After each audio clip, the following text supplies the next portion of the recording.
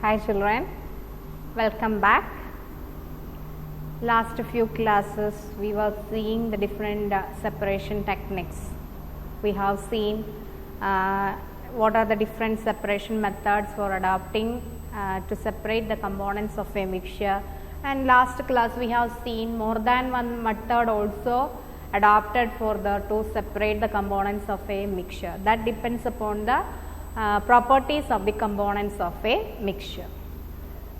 Now that in the previous chapter you have studied that if some materials are soluble in water and some are insoluble. You have seen the solid materials, liquid materials and gaseous materials soluble in water, right? So some materials are soluble in water, and when they dissolve in water we will get a solution. Okay. So soluble materials will dissolve in water, we will get a solution then. Now my question is there any capacity for a solution to hold a particular component of that mixture? I will make it clear. Suppose you have taken one glass of water. Imagine, or you can do it at home. Take a glass of water. That quantity of water should be noted there, it should be a limited quantity of water there. To that you start adding teaspoon of salt one by one. One teaspoon of salt you add, stir the, dissolve it completely. Then again you add one more, like so you start adding different amounts of salt into that, different teaspoons of salt into that. After some time you will be seeing that when you are adding a teaspoon, you can see that salt will remain there undissolved. That means now the solution completely mixed with the salt and no more salt can be added into that solution. So one glass of water, there is a capacity for that one glass of water to dissolve that salt. So how much teaspoons of salt was needed there to mix it to make that salt solution? You just find it out. Okay. So after a fixed number of amount of salt there, then further if you are adding salt into that glass of water, that salt will not be dissolved in that, it will remain down without dissolving. Now that solution, that is salt solution, now the solution has turned into a saturated solution. So by mixing we can see if the components are dissoluble in water, then we can make a solution. In a solution,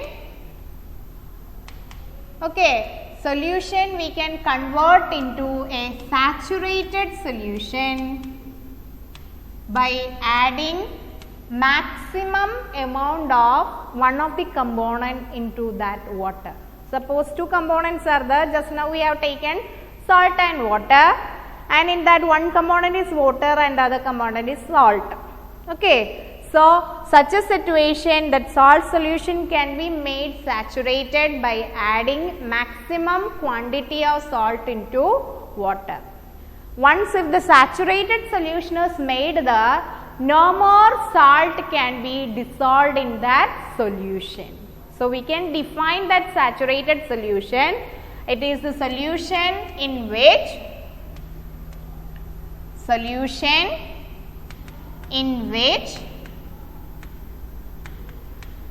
no more components can be dissolved. No more components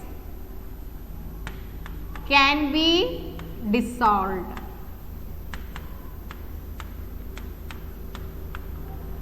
So saturated solution is a solution in which no more components can be dissolved in that solution, then that solution is said to be saturated. Or in other words we can say that saturated solution is the solution which has maximum amount of one of the component.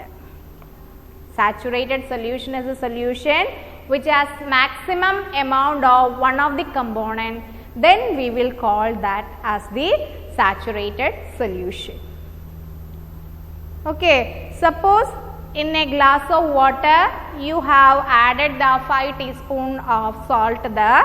When you add the 6th teaspoon of salt there, it won't be dissolving. That time you can tell that after adding 5 teaspoons of salt in that one glass of water, that solution, now the salt solution is saturated. So, that saturated, that salt solution contain maximum amount of salt in that, and no more salt can be dissolved in that saturated solution. At that time, no more salt can be dissolved.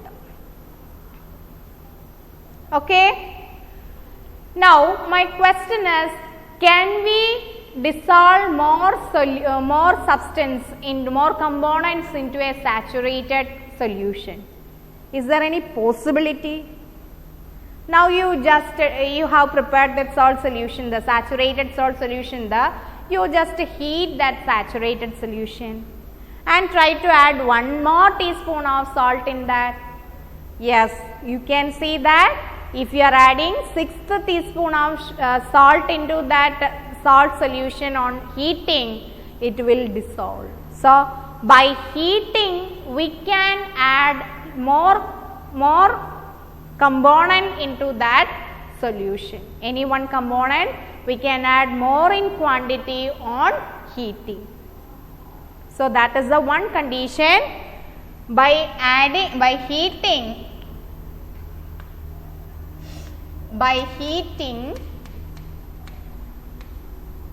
we can add one component more.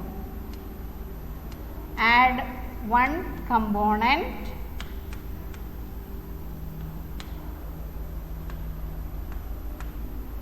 more to a saturated solution. Saturated solution. A saturated solution can hold more component on by heating. Okay. One more condition is the how to make a saturated solution. Normal the term is saturated solution to unsaturated. Unsaturated means more amount of material can be added into that. That is known as unsaturated. So, you will get a question how to make a saturated mixture to an unsaturated mixture, opposite. Okay, unsaturated. Unsaturated. How to make a saturated to unsaturated. Clear?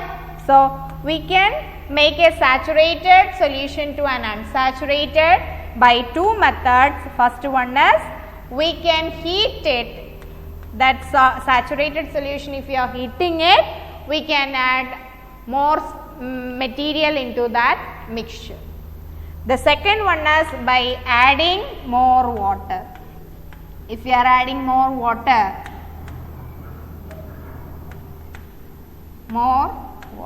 if you are adding more water, that time also you can make that saturated solution to an unsaturated solution. So, these are the 2 methods to convert saturated to unsaturated by adding water or by heating.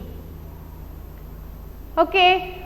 Now, the next question is, can we dissolve same quantities of water? Can same quantity of water dissolve different salts in same quantity? I will make it clear. Does the water dissolve equal amount of different materials? Okay, now that also we can see.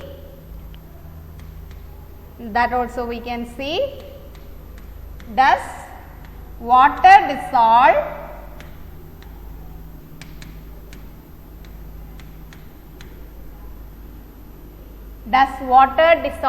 equal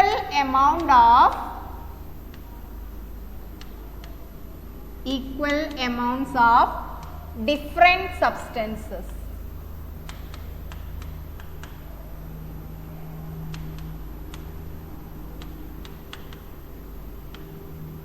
That is the question.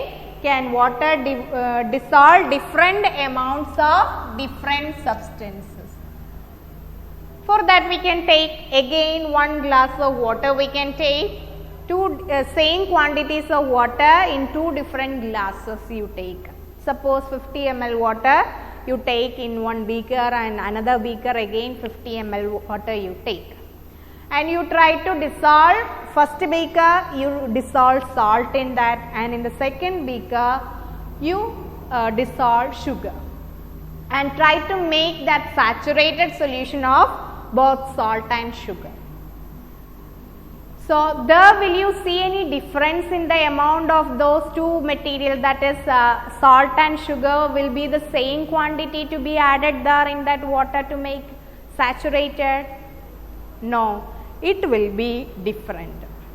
So, depending upon the material, that amount of saturation also will vary. Though the liquid component is water in both the cases, but the solid components are different there. That is, for the first case we have taken the salt there, and the second case we have taken the sugar. So, as the difference in that two materials are there, so there the amount also will be different to make a saturated solution. Okay, is it clear? So, the amount of substance will not be equal, it will be different. No, that answer is no. Water does not dissolve equal amounts of different substance. That amount will vary, amount of the substance will vary.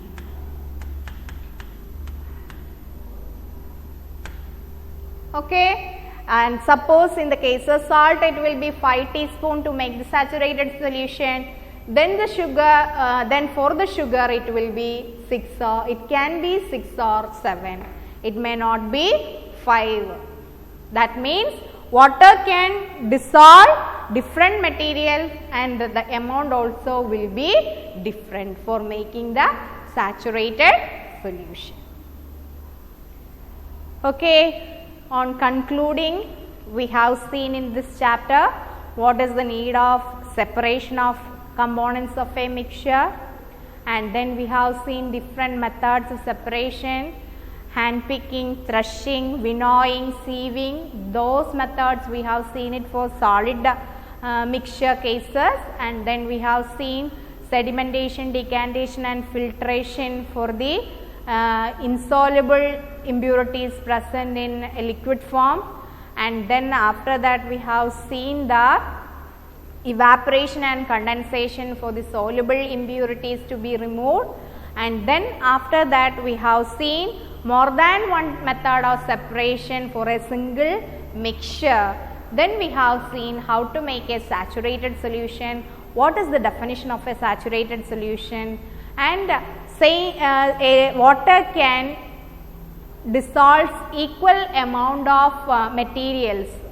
Does water can dissolve equal amount of materials there? That also. Water cannot dissolve equal amount of materials there to make a saturated solution. That all we have seen. So, that is the end of this chapter, separation of substances. Hope I am clear to you. Thank you, children.